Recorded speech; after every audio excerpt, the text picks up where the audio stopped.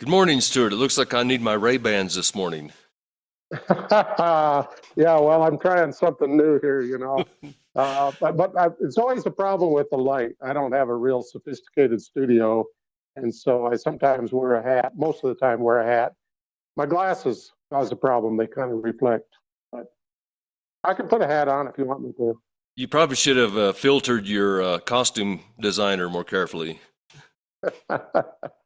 Well, that would be me. So I'd have to filter myself, I guess. Hey, well, Stuart the Great, what would you like to talk about this morning? Scott, based on some of the questions from the previous videos, we had some really good questions. And I think one of the guys said, I really don't know what you're talking about, but I'm trying to be open minded and maybe I can learn something. And that reminded me of, I think it's Matthew 10:41. If you receive a prophet in the name of a prophet, you will receive a prophet's reward. That's one of my coaches. Not saying that we're prophets, but when you have that mindset that, hey, there might be something here I could learn, then actually there's a much higher chance that you can learn than if you say, who's these old fogies, that I don't know if I can learn anything from them. Well, you probably won't then. Yeah, and by the way, I really was impressed with that comment. That was a good comment. And, Well, and it I kind of ties in with Socrates. He says, the only true wisdom is in knowing that I don't know anything. yeah, We're, we're just musing here. We're musing about life. and Plato said the unexamined life is not worth living. Well, that's true too. I mean, I think we're called to try to understand the best we can. As soon as the podcast is over, I'm going to go check and make sure that was Plato, but I think it was Plato. My memory is like a gunny bag with a bunch of holes in it.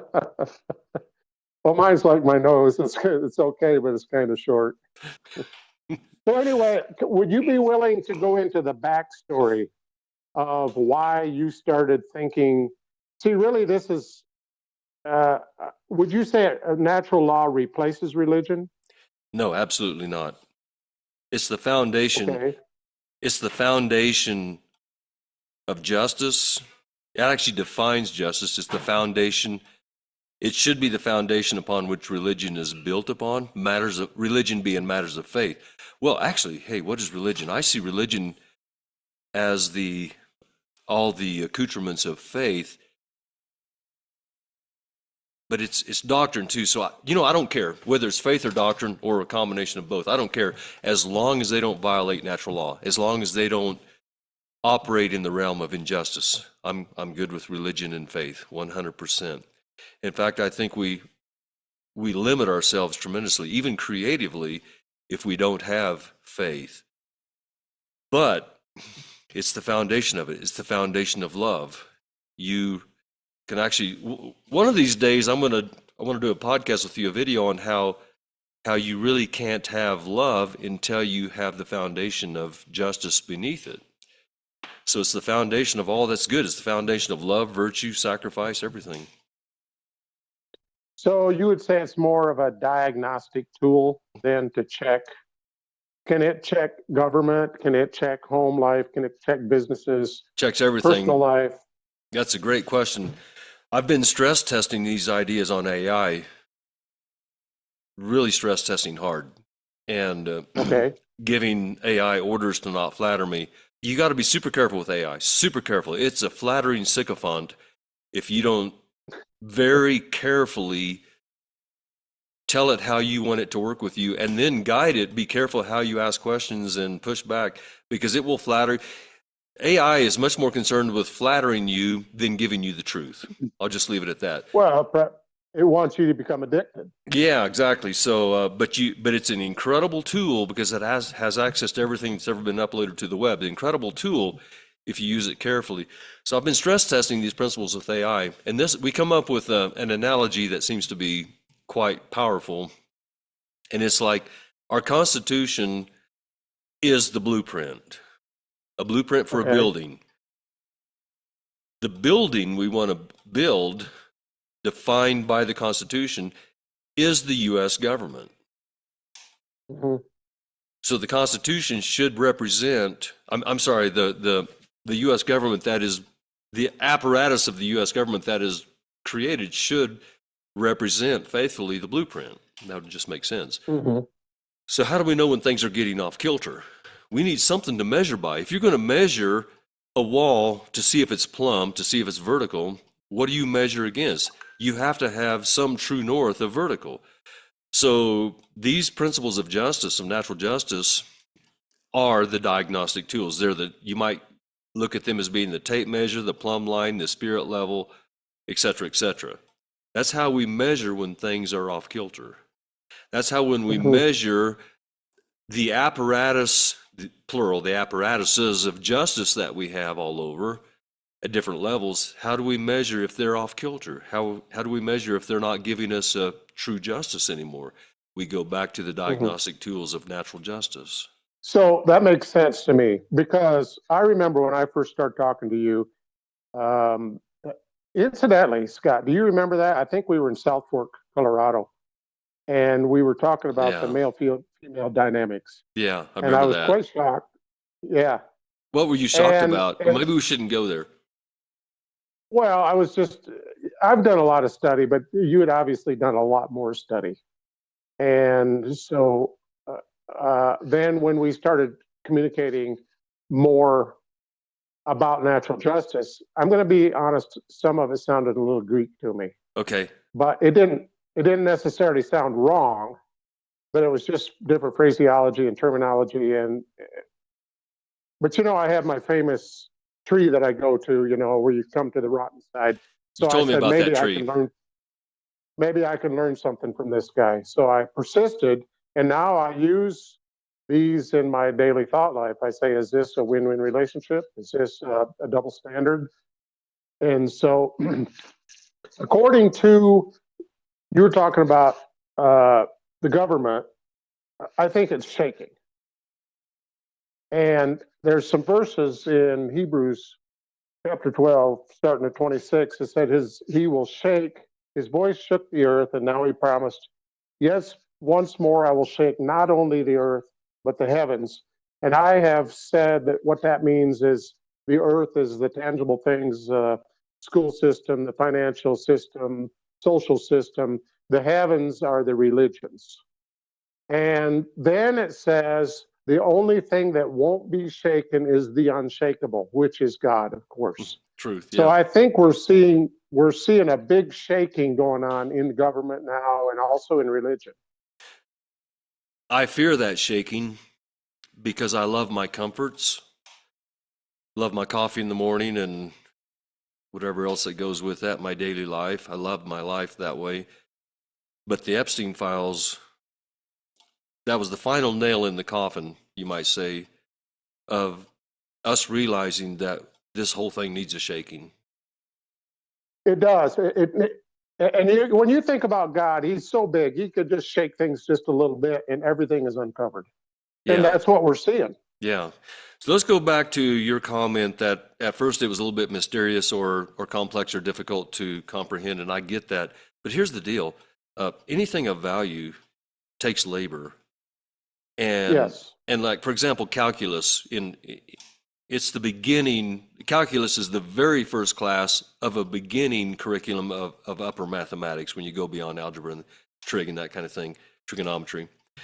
And it takes a little work. It depends on how your mind is. If you have more of a creative inclined mind, it can take a lot of work. If you're just naturally mathematically minded, maybe not so much, but it takes some serious work. But once you see it, it's like, whoa, this is beautiful. This is elegant. Wow, this is incredible. And you see the beauty of it. And natural law is that way. It takes some work. You have to apply yourself. But the rewards, excuse me, the rewards will pay you back over and over and over again.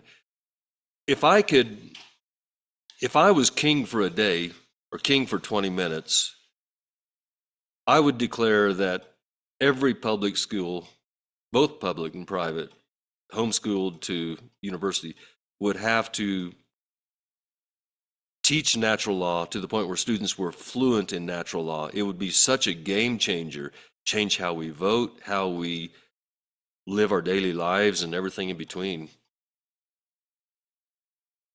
Yes, I really think it would too. But is there curriculum? No, no. Okay. Even more stress testing with AI, AI finally concluded this, that these principles are never explicitly stated in the Constitution, but they are what the Constitution is built on. And that's a big deal. That's very important.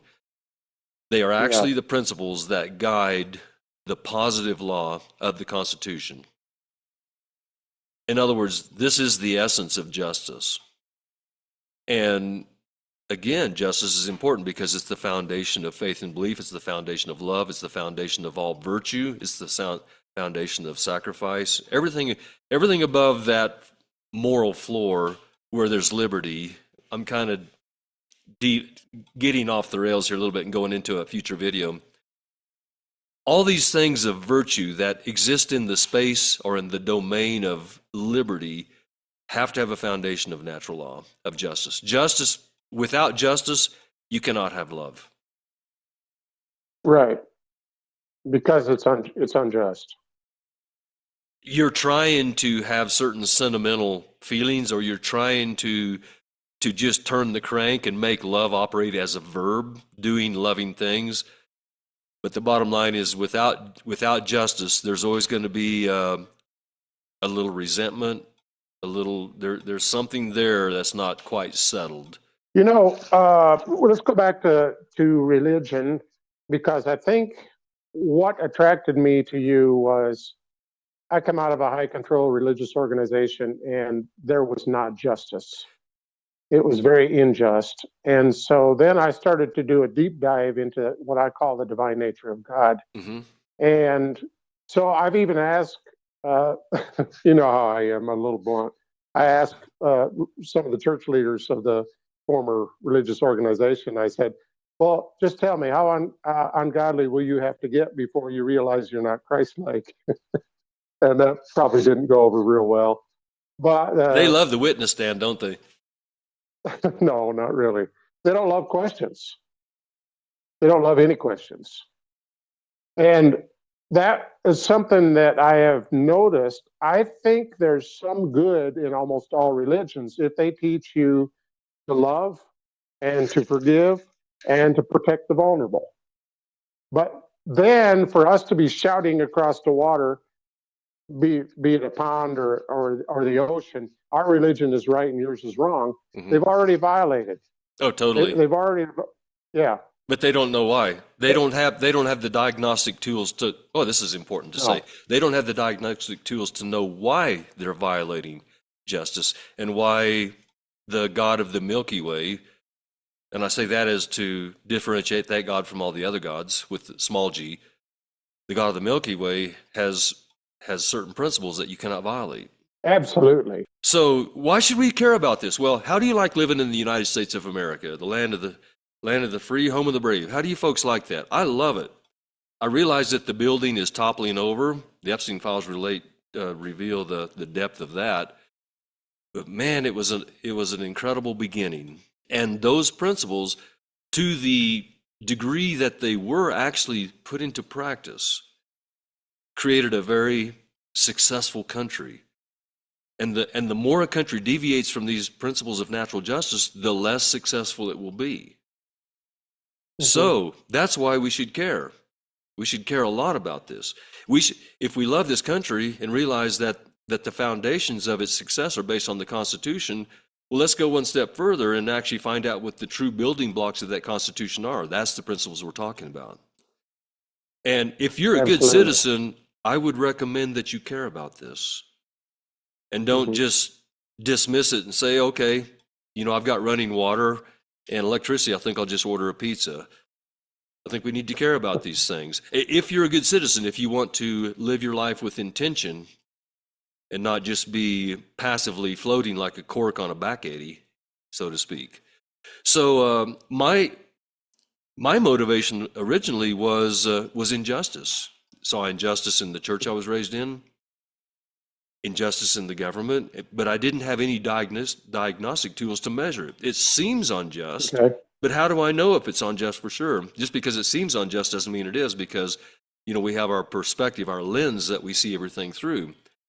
So then I began to, it was almost like there's this funny little quote that the universe conspires for our benefit. Well, that's what happened to me. Stuff just began to line up, and things started falling in my lap, and I began to see that there was actually a structure to justice. And I developed a passion for it to know what that was, which was the 20-year journey for me that you mentioned early on in the video. I think at some point in time, we need to just do an overview of all the different steps. We've talked about win-win, not practicing double standards, the law of sowing and reaping, but I think there's some others that are very important. That is the fault of our video series, and I honestly do not know how to fix it. I want to give an overview, and yet that overview is of such a nature, it's kind of big, that you can lose sight of, not see the trees because of the forest. It's like walking up this is what trying to teach natural law is within all of our hearts. We all have it, but we don't have vocabulary for it. So it's like walking up to a haystack of loose hay, a big haystack, and trying to figure out how to pick it up. You pull on one straw. In other words, you talk about one principle. Well, that doesn't do much. But then you try to pick up the whole thing, and you can't do that either. I'm a little perplexed on how to share this, to be honest with you. I struggle with it. Okay, so back to my original thought is there has to be, I always say this, for every action, there's a motivation. So there has to be a reason to give a consideration to a different way of believing. And for me, part of that reason was, like you said, injustice, but betrayal. Betrayal by the people who made a claim that was not valid. People who said, we love you, but actually, in reality, they held me in contempt, which is a total opposite. And so I think that with natural law, or in my words, trying to understand the divine nature of God, we start to be able to diagnose, you know what, you say you love me, but you don't. You say that you're faithful and you're just, but you're not. And here's why. And so when you start to have those tools, of course, you don't last very long in a lot of those organizations because they cannot be questioned. And that's the big difference between where you and I are. We enjoy questions, we value questions, but a lot of these organizations do not want to be questioned. Just do as I say and not as I do. Let's take it from the government, which is extremely important, affects our daily lives, to our relationships, our intimate relationships, like with our wives or husbands. If justice is the foundation of love, think about how important it is in your marriage or in your intimate partnership to be just before you even talk about love. Make sure that you're treating your partner with justice. That's incredibly important. That you always give them a voice, that you hear their voice, that you don't use double standards on them. You don't use logical fallacies in your arguments. In other words, you're not arguing to win. You're arguing, or I should say debating, engaging in a dialectic in order to gain more information. Huge difference. An argument is win-lose. A dialectic is win-win. And so begin to think about treating your intimate partners with true justice, and then the love can flourish on top of that foundation. Without the justice, your love is made of straw. Well, it's the same way in a business, Scott. I had a 2-hour discussion. I'm not going to say heated, but it was healthy recently, and we were trying to figure out how to do something, and I didn't have all the information. So he was a little frustrated with me why I couldn't see it the way he saw it. And so I finally said, well, why don't we start from another point? And he said, okay, let's measure from the other end of the field. Well, then it come out exactly where he said. But you're exactly right. We have to have a voice. And a lot of these religions and politics, you don't have a voice. And I think that's one of the big things that I learned with natural justice, natural law, is I have a voice. because now I have something solid to say, wait, that which you're sowing, you're also going to reap. I never thought about about this before in a video, but it suddenly occurred to me, I'm just gonna wing it. What I notice in myself is natural justice kind of becoming fluent in the language of it, for reasons I can't quite explain, gave me I would say a very secure sense of identity. When we're teenagers and children, we don't know who we are. We're looking for who we are. We're looking for somebody to tell us who we are. Tell me I'm lost. I have this existential angst or existential anxiety about who I am. So I need to find a group, a clique, a group of boys or girls to join, a tribe, a religion, a denomination, a political party that will tell me who I am, give me a sense of identity. And it's amazing how when you discover the vocabulary of natural law, and in my view, what you're doing is coming into flow with the universe of the Creator, you develop this sense of identity just becomes an organic, spontaneous thing as you know who you are. You're beginning to know.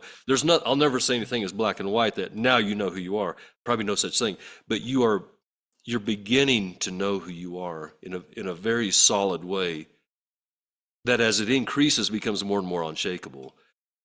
That's really a good thing to experience. Well, okay, so let's go back to what you said previously, that this natural law is in all of us, and it's for us to recognize it. And when we do recognize it and we get into flow or we come into alignment with God, and we have that identity, then we're not easily shaken. Let me hop in on that. You gave me a little shelf to perch on there for a minute.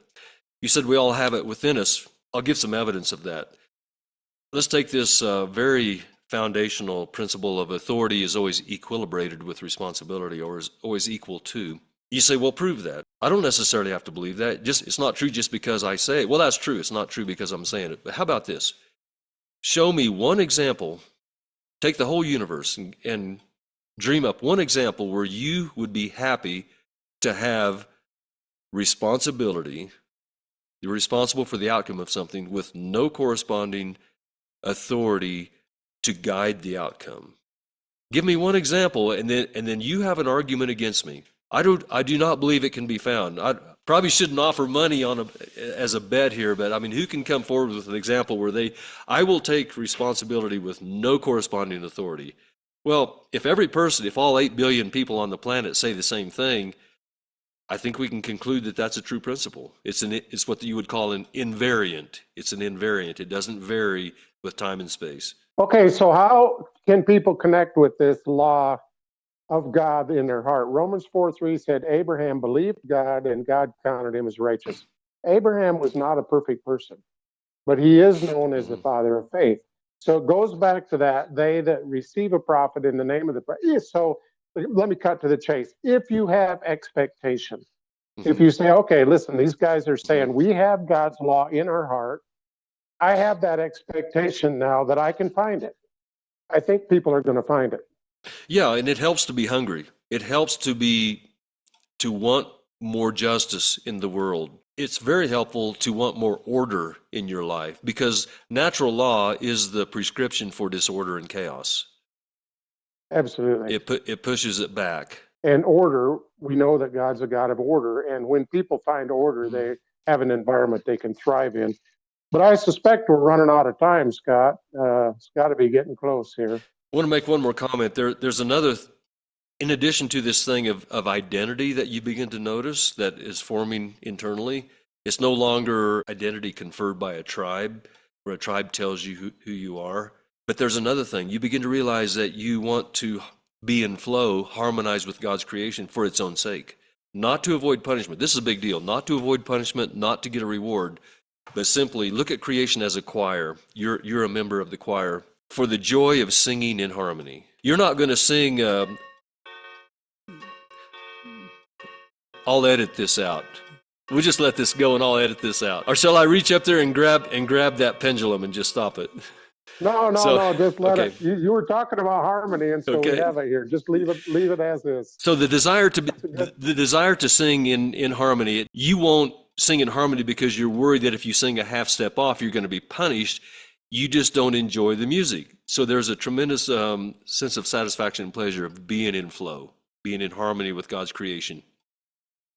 Absolutely. And I find that life just works so much better. Mhm. Life just, when you align, it just flows. You get into flow. I call it that. You get into the flow. And people who want to bear with us as we try to reveal these principles over time, it will require some patience. Just like when you take calculus, you kind of butt your head against the wall for a while, struggling with things before finally it clears up and you say, oh, okay, I'm starting to get it. I'm starting to get this. And then when you get it, it's amazing. It is. All right, Scott. Well, that satisfied my need for the backstory. Unless there's something else you want to add in here. Oh, I just thought of one thing I want to add. I think we have time. I was raised in what, by every definition under the sun, is a religious cult. I don't say that to condemn them, but I just want to reveal how hard it is to reverse engineer your thoughts, to disengage your thoughts from that mind control, that brainwashing. And I couldn't do it because I had a good mind, but I also had a strong conscience. My heart, my emotions had completely relieved me from that system. I didn't want it. There was no desire for it. My mind reasoned my way out of it. Didn't make sense. But my conscience bothered me. I couldn't free my conscience. It would come back like this, but what if you're wrong? And I actually went through a period of being bitter at the God of the Milky Way. I was angry and bitter. I said, God, you have put me in a situation where there's no way to know what is true. I was pissed about that. To be honest, I was pissed. I don't know how to know what's true. What if I'm wrong? The consequences are high. I need to know where true north is. And I wasn't able to disengage until I discovered natural law. And natural law actually had the power, the leverage to disengage that mind control, that brainwashing, because I discovered that the doctrines of the cult contradicted natural law, not just on one point, but every single point. And so then I had to choose. It held a plumb line up to your conscience then. There it did. And I had to choose. Is the God of the Milky Way self-consistent with his natural law? Or does he have two sets of laws? Does he have a natural law that is the basis of justice for the universe? And then, in some peculiar, funny way, he has a little peculiar, idiosyncratic religious law that some people have just been born into or stumble into. That is the real truth. And I said, no, I'm going with natural law. That has the credibility. Sure. There, I'm probably done rambling about that. No, that's good. That was a good addition. Good additional thoughts there. Yeah. I'll amen. I'll sit in the amen corner on that one. Okay. All right. Take care, my friend. Hey, good talking to you. Maybe we'll get some comments if I should put the hat back on. There's too much glare, people can't see or something. So. We're good. All right. Take care, Stuart. All right. Take care. Good talking to you.